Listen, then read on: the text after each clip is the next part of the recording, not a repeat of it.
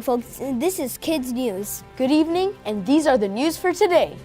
The city of Ottawa has declared a state of an emergency. Water levels are rising in the area, and about 400 members of the Canadian Armed Forces were sent to help the community.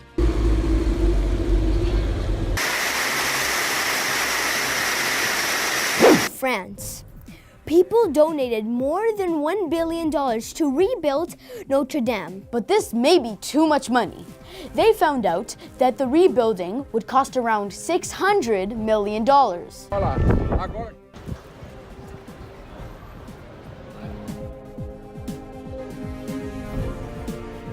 Wait. What are they going to do with the rest of the money? I don't know. They should probably think about donating to the people in need, right? Like people in Mozambique, Venezuela, or the Sri Lankan churches that were destroyed.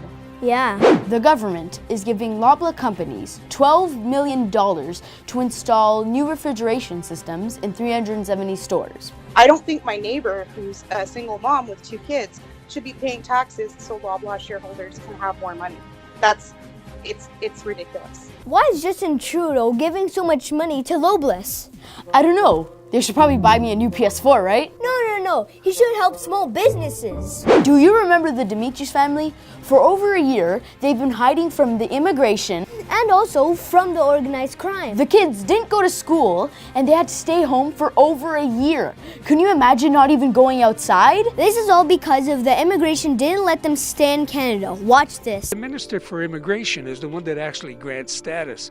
What's his position on this going to be? Well, we now have the right to apply for a pre-removal risk assessment, which means now the ball is strictly in the government's court, and they have to prove, the government has to now prove that the Dimitris will be safe if they go back to Europe.